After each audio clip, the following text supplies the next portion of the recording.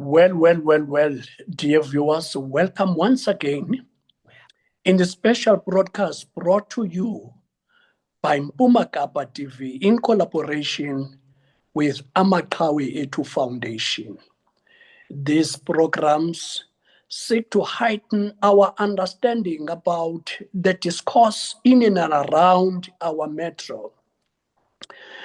Today, in our broadcast, we seek to retrace the footsteps of many men and women who raised their hands in the early 80s. Today, it is to tell the truth when we say many homes in Gqeberha are standing because Amabutho stood up. I wonder if the people of Port Elizabeth, the people of Gqeberha, the people of Kariega Youthnik had an opportunity to thank these men and women for the work that they did. We must really find a way to express our gratitude to Amabutho for doing all what they did in the 80s. Some of the stories about Amabutho activities we're about to hear in the next coming few seconds.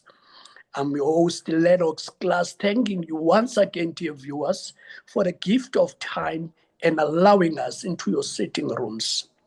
Tonight, we will be talking about the story of Amabutho, covering the following period during the apartheid and during the post-apartheid South Africa. I will try and cover this within this shorter space of time. We understand that this story cannot be told in one day or by one person. But please remember, television can only offer us so much. Please bear with us. Today, we are very, very fortunate viewers. We are having Utatu Lux Madoto visiting our studios. He will try and assist us to connect the necessary dots regarding the activities of Amabutho in our area. Welcome, Tatu Lux Madoto. And please greet the viewers of Amaqhawe. Thank you very much. I'd like to greet the viewers of Amaqhawe TV, greet members of Amaqhawe, to greet everybody, and thank you for the opportunity to come and speak here. I don't take it for granted. Thank you. I thank you very much, Mr. Matoto. Allow me to explain why I had to invoke those that came before you. It is very necessary that at intervals we remember those that came before us, because we are able to do all what we are doing today because of their guidance. There's no doubt we've been following your work, Tatu Matoto. There's no doubt in our mind that certain things and people or spirits have been giving you this very guiding light so that you succeed.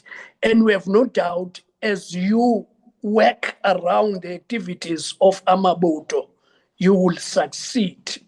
So please bear with me when I invoke your clan name to say Abogrititi, say Ababulela, by giving us someone like you. Now, Tatu Matoto, I'm going to start with some kind of an open-ended question so that we can go to town to help us trace the footsteps of Amabutho. From your perspective, Tatu Matoto, we're talking your perspective now, could you please paint a picture for us? What shaped or the role played by Amabutho in shaping the political landscape of Port Elizabeth in the 1980s?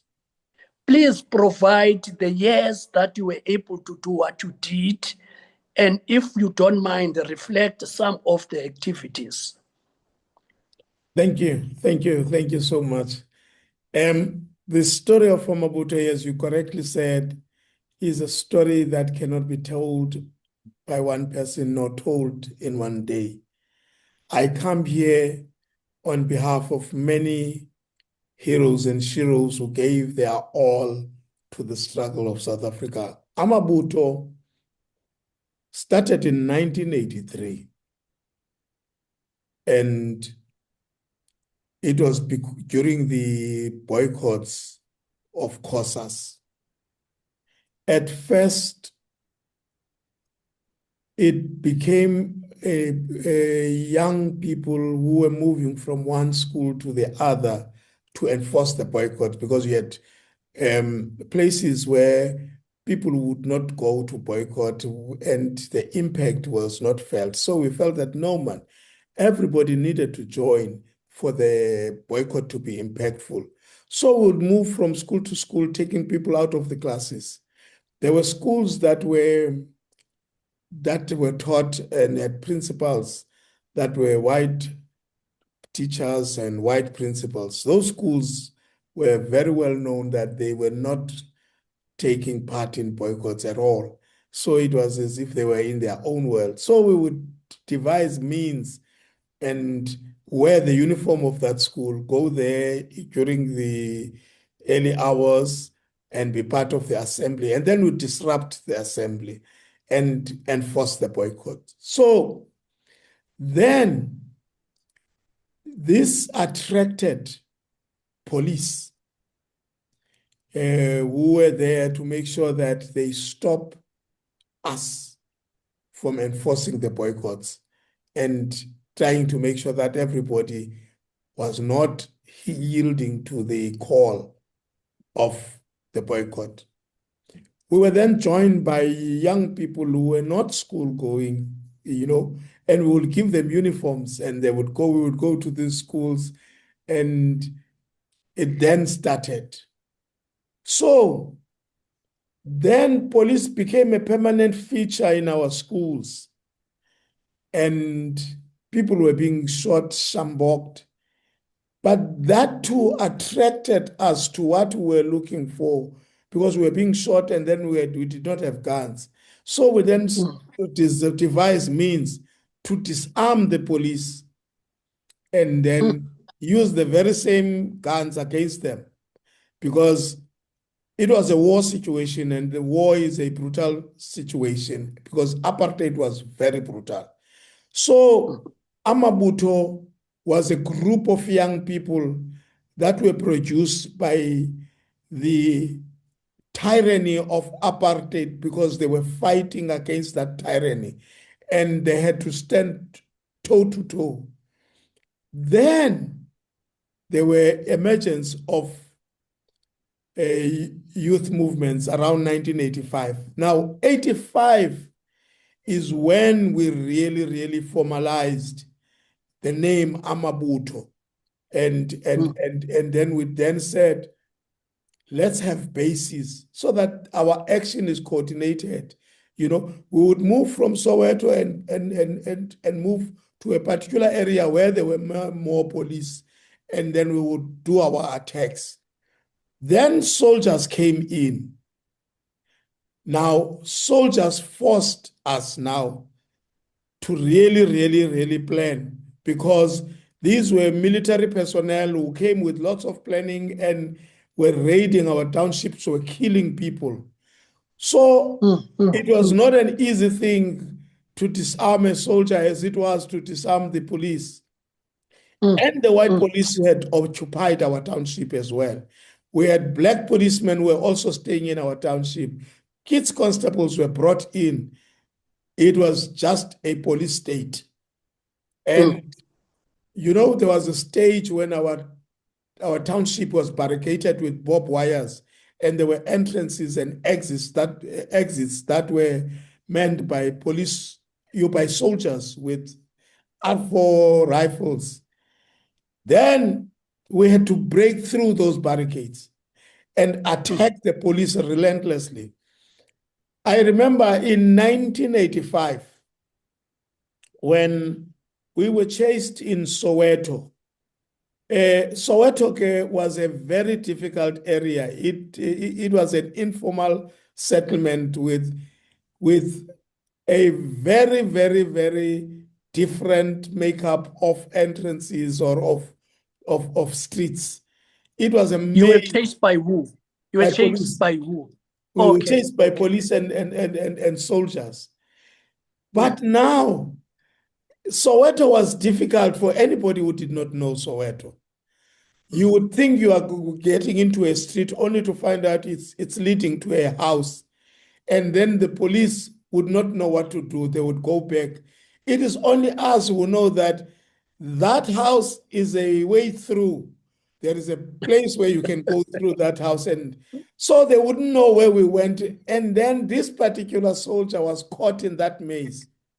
Now, if you were chasing people getting inside, you wouldn't be focusing on how you came. So when you were going back, you were faced with a mirage of streets, and they were leading to various corners, and they were not leading to where you were coming from.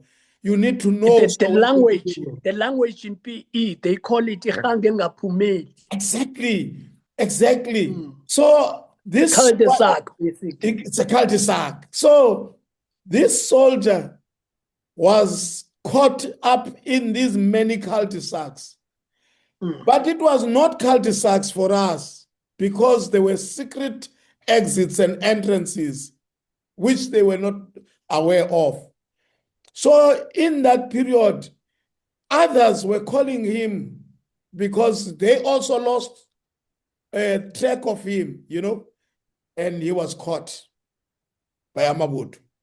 And during that time, we instructed people not to make noise so that there was no clear indication where they were. People would always make noise and get excited, yes. But for some reason, people helped us. They made noise in wrong places. They spread all over. So the diverting their attention. They diverted their land, and there were mothers who were involved in that, in doing that diversion. Soweto was one beautiful place where the communities understood Amabuto and they loved them. We took the soldier away. So they followed the decoy of the noise, and we took the soldier away. Then there was a serious argument to kill the soldier. And others were saying, yes, we must kill him. And, we had one person that was the general of all generals, because at that time we had open bases, we had generals who were giving direction and instructions. Polani Kota was the overall general. He said, no, let's not kill him.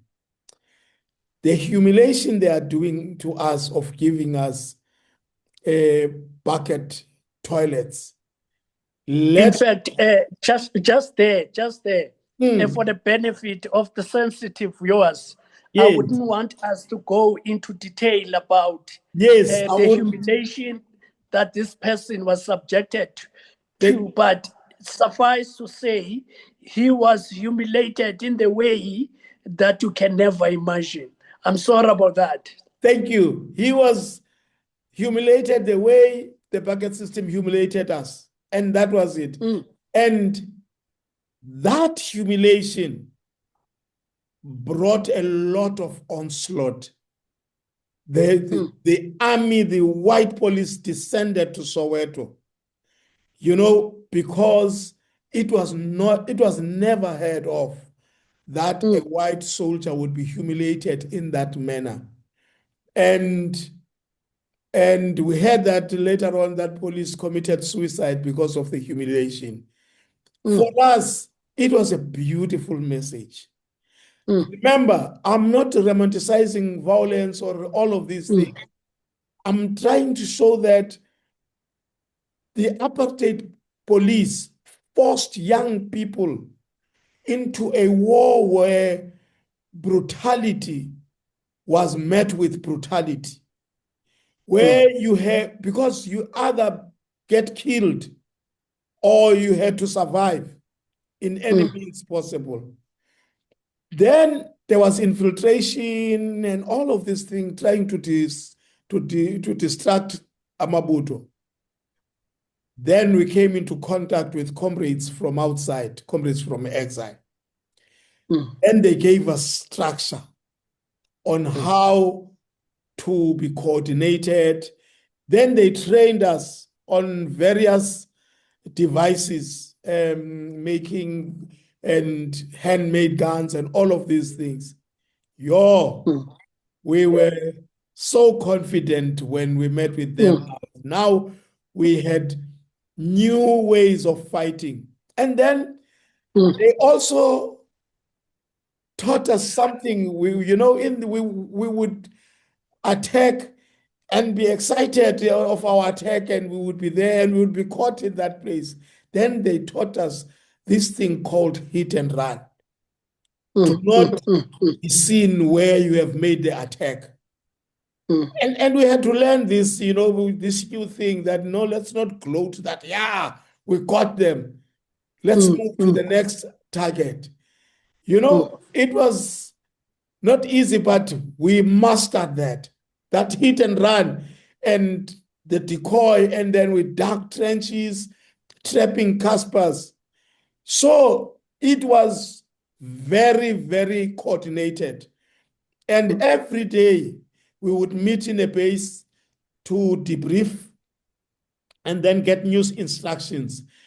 And then there were these comrades from exile, and those were also in the underground, who would keep saying to us, we need to learn political education, because soldiers without political education are criminals or bandits. So for us to have a meaningful and be able to identify correctly the enemy and be able to discharge our action with dignity without bringing the movement into disrepute, we needed to have political education. Yes. And then political education was beautiful. It was something we never heard of, and we were gaining now the history of the African National Congress. But out of that, it also made us very angry, because now we became aware why we were fighting.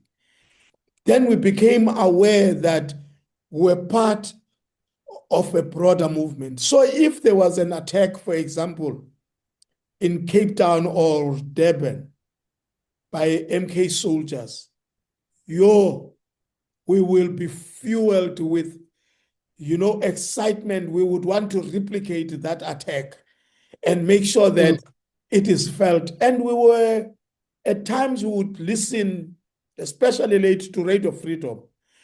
Rate of Freedom was our main commander.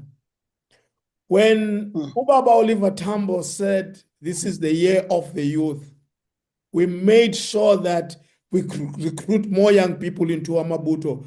Areas like Gariecha, we went across the old Eastern Cape to areas like Bedford, Grahamstown. It was all over. Amabuto were all over. And they would also come from their areas. They would come to Soweto, and we would brief them on actions to take and everything. Sometimes they would be chased from that areas and come to seek refuge in Soweto. But there was no refuge in Amabuto. You seek refuge, you end up getting in a fight in that area. You are also then known by the police. You are chased from that area. So we were moving from one area to the next area. But we needed to keep the fire burning all over our townships. When the pressure was hot on us in New Brighton, we would relocate to Soweto, stay weeks in Soweto, attacking from there, and then get new tactics, come back. It was one of the historic moments when one day also there was a moment where the soldiers had killed many people. We were beaten in a funeral where the coffins fell off the ground, emptying off the contents inside. It was an ugly sight, and it made us very angry. We took a decision that we will eject and evict all police in our townships. Then we attack all symbols of apartheid. That is why an area called Amaqhawe was built. Because police could no longer stay in the township. It was difficult for them to stay in the township.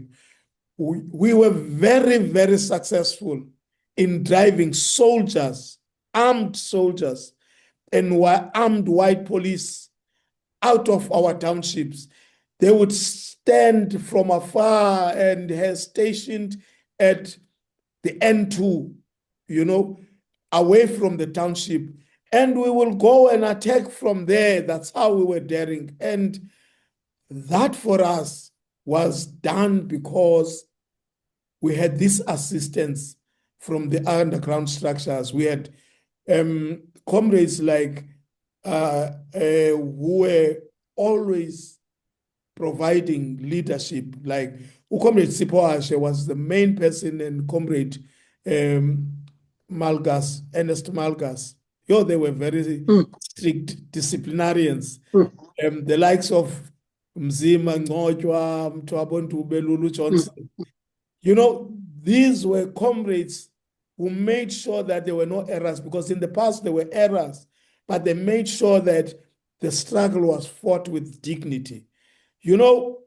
And we were called from time to time to report our activities. And, when we report, we don't tell them our plan, what we are going to do next, because we do not want them to stop us and say, don't do this. They will hear that we have attacked a particular institution. We attacked beer halls, and they were closed in our township. So the townships were ablaze. That's all I can say, is that the townships were ablaze. Thank you. Wow, Mr. Matoto. Thank you very much for this overview. You see, it provides us the basis to ask specific questions. And for the benefit of the people who might have missed this picture, you indeed painted a very, very comprehensive picture for us. Before we get to these many specific questions, as you were outlining your scope and the areas of operation, I could not pick up that you had presence in the northern areas where the similar skirmishes took place. Did you have, by chance, presence in the northern areas? We had a beautiful and big presence in the northern areas. Police were brutal, but they also mobilized us. When we were taken to prison, they had comrades from the northern areas in the prisons, and we will brief them of what we're doing. Then they would invite us. When we released from prison, we'll go to their areas. Then skirmishes started happening in the northern areas. So the entire Port Elizabeth area was under siege. From Utnake, all of these areas, northern areas, we had comrades, they were attacking the system from left, right, and center. So yes, we had presence in all these areas. I thank you very much, Mr. Matoto. Now, Mr. Matoto, we're getting into specifics. Yes. At times, we will be compelled to make reference to some of the things that you have raised. But before we do that, let's go and take a very short break. And then after this break, we will go to specifics. Please don't change that channel. We'll be back. Thank you.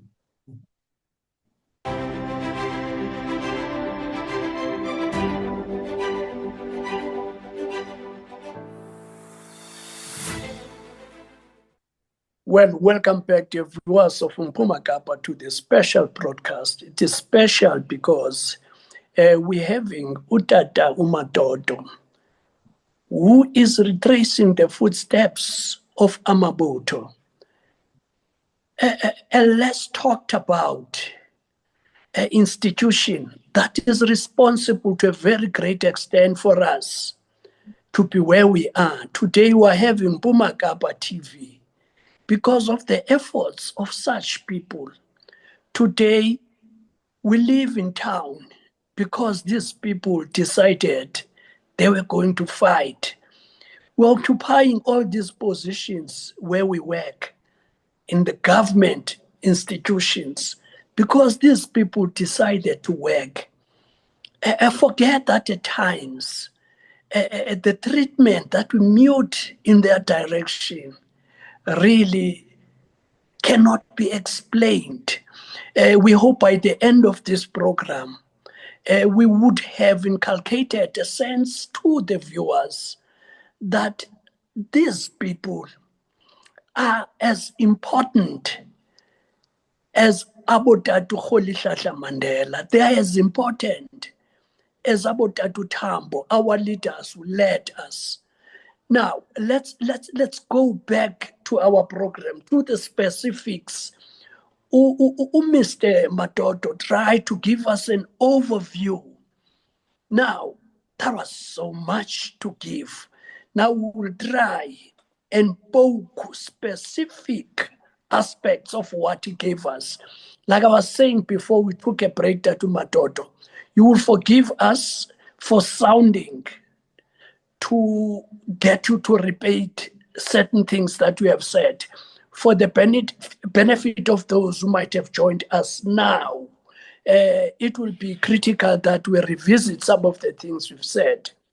Tatu Matoto, you were saying there was a time as this group of young men and women used to disrupt schools' assemblies. There was a time this group of young men and women used to throw stones to passing cars.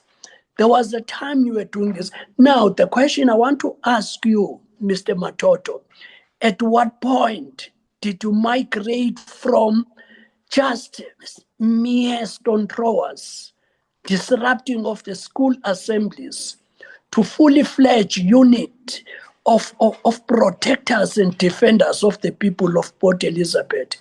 There must be something specific that said, no, this stone is so small and the impact will be small. Now I must migrate, or we must migrate into bigger things. At what point did you get to this migration? It was in 1985. 1985, because of the political education we were receiving, and we had comrades coming in our base, in all these bases, and they were, it was at night sometimes, and they would be wearing balaclavas. We didn't know them. You only listen to the voice. And then they introduced to us that umkhonto wesizwe, and we were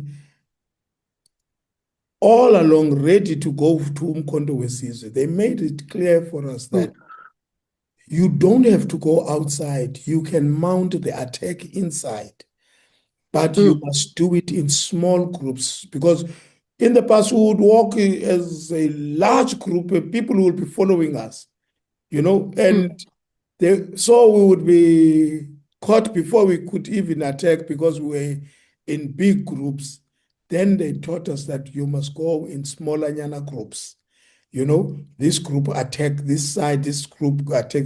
Then we were then also introduced to some level of training and firearms handling. Then we said, okay, this is it. Then one comrade who had also a balaclava introduced this thing called Amaqhawe. And that we must have what at Amaqhawe, which is generals. We call them generals team. And then these generals will be mending each base. And then there was an overall general. So you would not do attacks without having first gone into, because remember there was a meeting point, it was called a forum, where all these generals went. And then in that forum, key decisions were being taken. And people were reporting. So it would be said, Comrade Kacha, in your area, brief us, and this is the line of march. And you would remember that there was a Motherwell area called Chalksville, where there was a lot of kids constables. So the briefing there was not smart, like it was you were being told that you are lazy, you are not doing anything, you must do something, you must work, So then we assumed this role, and then we were then moving in small groups, and then we were more impactful because one group would be in this area. So the police were running around, you could be in New Brighton hearing sirens going this side. And then before we attack, sometimes we would burn tires. The police will chase the smoke of the fires, of the tires. We are not there. We are just doing that so that they think there is something happening there. We attack where they are not. So they were all over the place. That is how we then organize ourselves, and then we were more impactful, and it was true influence from comrades from underground and comrades from exile. Wow. Now I understand how the concept of generals came into being and the concepts of the very units that you operated, organized under. I think to a very extent, that's why you were able to outwit the system. Now, Mr. Matoto, again, you've made the reference of how you cornered one particular soldier in Soweto.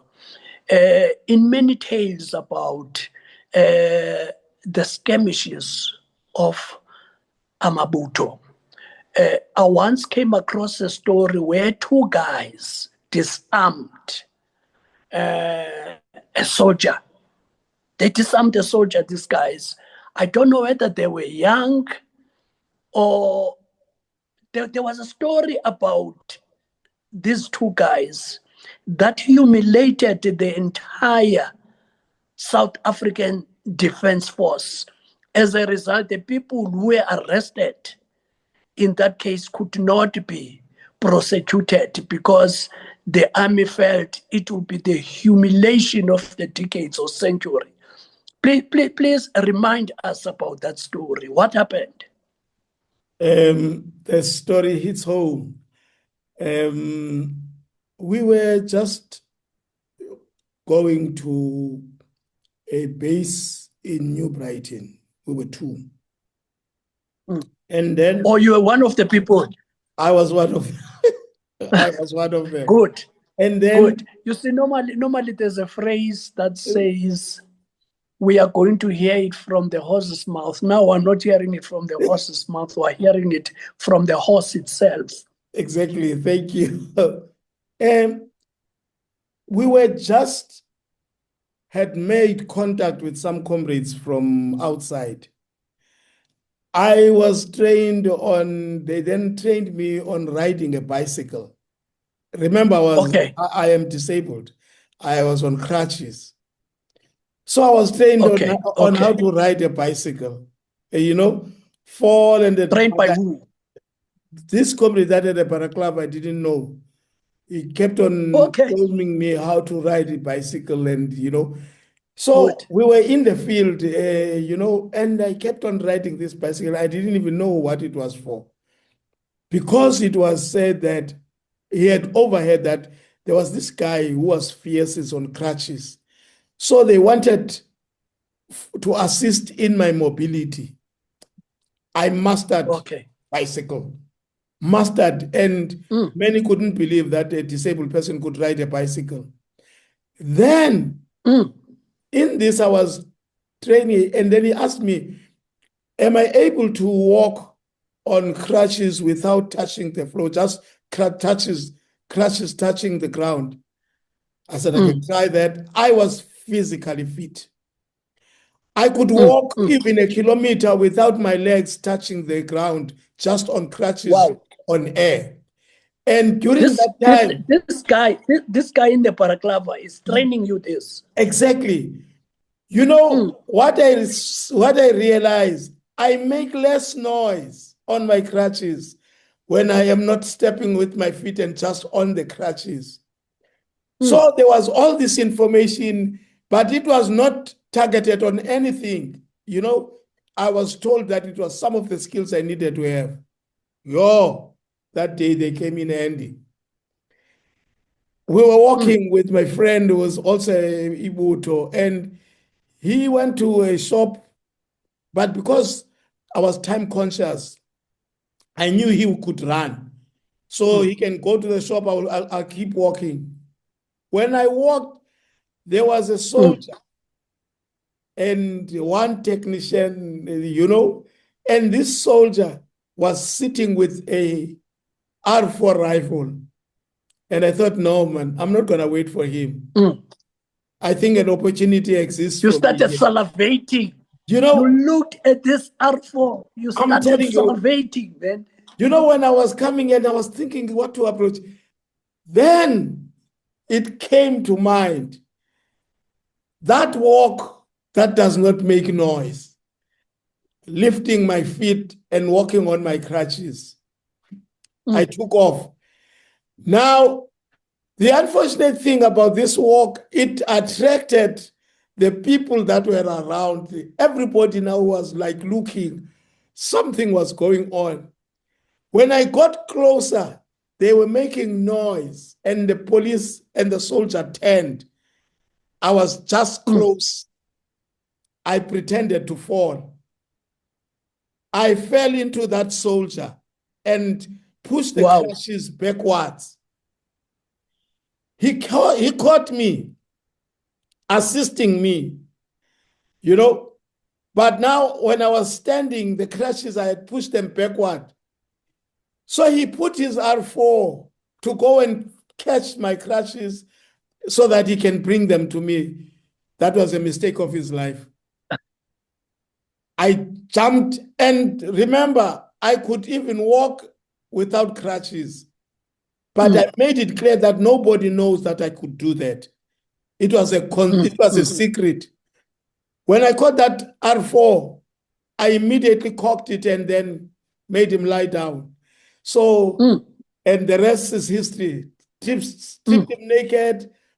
And then, when I was moving away from there, and just around the corner, there was a boy with a bicycle, coincidentally. Okay. You know, for me, it was Christmas, because all the training that I was given came to being in one day, just in seconds. I took that bicycle. Skills of riding a bike. Then I took that bicycle. Remember, I had stripped that soldier naked, and put the clothes, sent the other guy to throw the clothes away. So I knew that he would try to find the clothes first. And I had the R4, I had his shotgun, you know, I had a bayonet as well, he had a bayonet. So I then drove the bicycle. I went to church because I didn't know where to hide. Then I went to church. I broke a small window in the church, opened the window, got in through the window to the church, went behind the pulpit, then started examining this R4 and this gun. I was so excited. And then I put the R4 beneath the pulpit, took the handgun, went out of the window, on the bicycle, went to look for my friend. He had proceeded to where we were going. When I got there, I told him, unaware about what had just happened. Not at all. You know, And when I got there, he says to me, hey, we missed something. I said, what? He said, they said somebody had disarmed the soldier when I was busy in general. And I laughed at him and I said, that's why I'm here. I'm here to take you to somewhere. Let's not tell everybody. He said, what? I said, come. I took him. You know, we were so excited in that church. He said, you did this all alone. I said, it was too much to wait for you. I felt I should, you know. So it was one of those things. And the police eventually caught us. They said it was unheard of that a cripple can disarm a trained South African Defence Force soldier. Nivot made it clear to me. He said, we are not going to charge you because it will be a humiliation of the South African Defence Force to say a cripple has disarmed a soldier. We can't do that. We are going to make sure that you pay for it. You are going to kill you. Wow. So then brutal torture descended. That's the long and short of it. Wow. What a story, man. I'm sure you have similar or many more similar stories like those. And now we are told Soweto on Sea was the main base of Amaqhawe. Besides the skirmish that you spoke about earlier, please tell us about this main base, Soweto on Sea. How would you characterize Soweto on Sea in the way that you believe benefited Amaqhawe? Soweto on Sea was a melting pot where all people from all over converged, members of Amaqhawe. You had a fierce generals there, fierce generals, including the general of all generals, Xolani God. Those were comrades who really were dedicated to the cause of freedom and paid severely for that. You know, Xolani was hit with a butt and of a R4, and his eye was taken out with that. That's how brutal it was. But Soweto had comrades who were very, very, very brave. You know, if you speak of Soweto, you cannot speak about Soweto and not speak about our comrade Ufly, you know, who was sentenced to death and was saved by the dawn of democracy. You had comrades Abolande who were killed there. Who were hanged by the apartheid police. You had people that survived. You had generals that came from other areas to go there in Soweto. So Soweto was not just a base where only people from Soweto. It was, you had comrades from Fearplus, Sabombu, Kacha, Action from Woma, all would converge in Soweto and mount a fierce attack. So wow, there were three bases there, mainly. It was KoRR, it was the Kiwane base, it was the one Go-Stroke. KoRR Fly was the general, Go-Stroke Tatise was the general, and then you had other from Dogwenza where comrade like Jezile. So it was a melting pot of the struggle of Amaqhawe. Okay, now, Mr. Matoto, fast forward to the post-apartheid South Africa. The reason I'm raising this, I'm worried about our time. We cannot not talk about the current situation. I was saddened to hear the voice note by one of Amaqhawe members. The picture he painted really was not a good one. And one wonders why people, after they contributed so much, they will feel the way this particular man felt, state of hopelessness. He feels they have been forgotten. Tell me, what is the position in the state of Amabuto today? That's one sad story.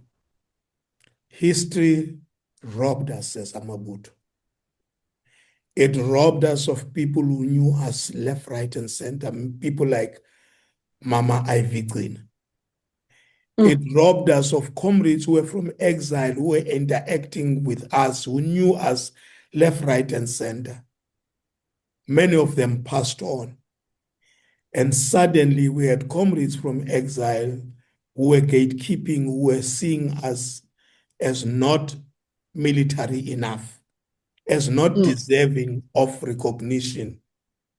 We bear scars.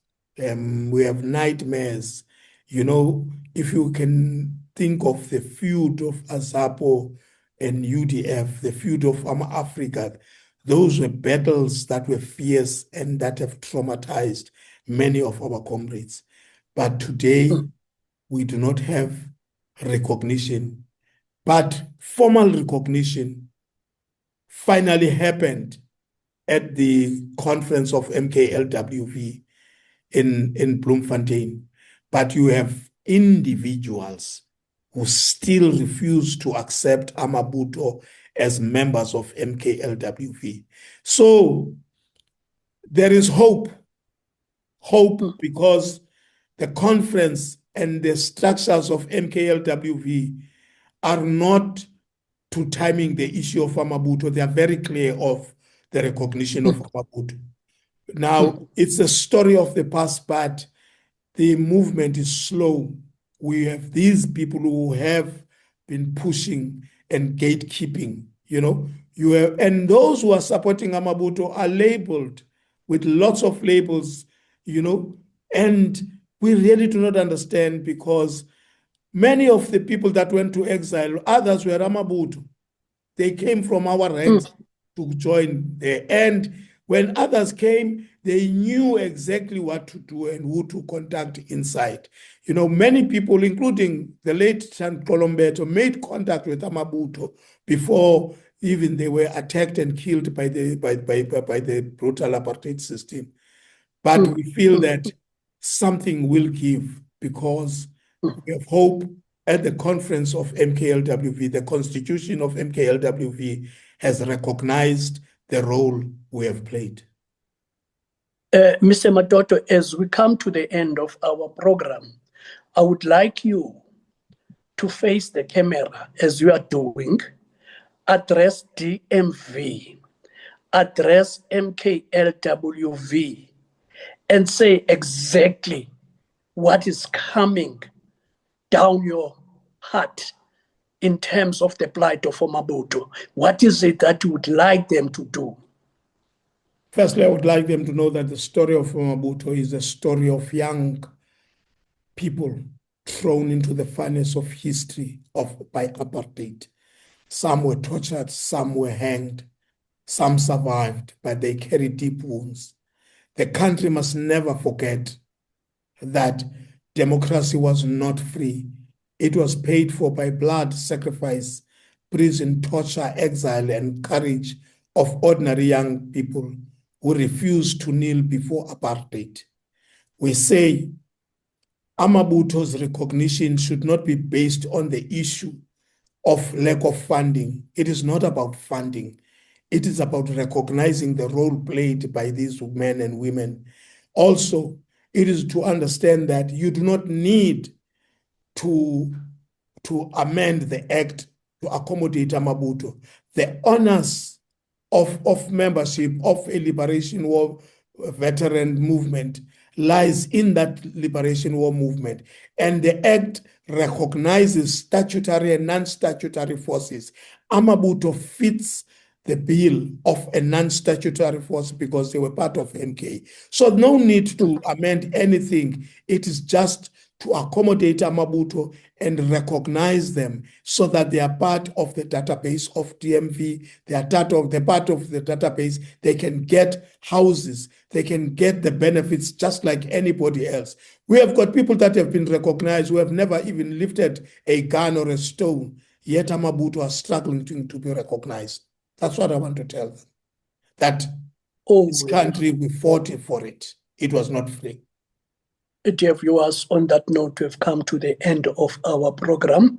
I will allow Mr. Matoto to say good night to you. Thank you very, very much, and good night to all the viewers. And please help us to keep the light on. I thank you very much, Mr. Matoto. Dear viewers, we've come to the end of our tonight's broadcast. There's an African proverb. It goes along these lines. If you want to sell your drum, sell it in your village. Because if you do that, you get to hear the sound and you get to keep the money. If you want to sell Amabutho story, let's sell this story to our village, to our towns, so that the next generation can begin to hear the stories of Amabutho. Until then, next week, same time, it's good night from me. I'm yours, Lennox Glass. Thank you.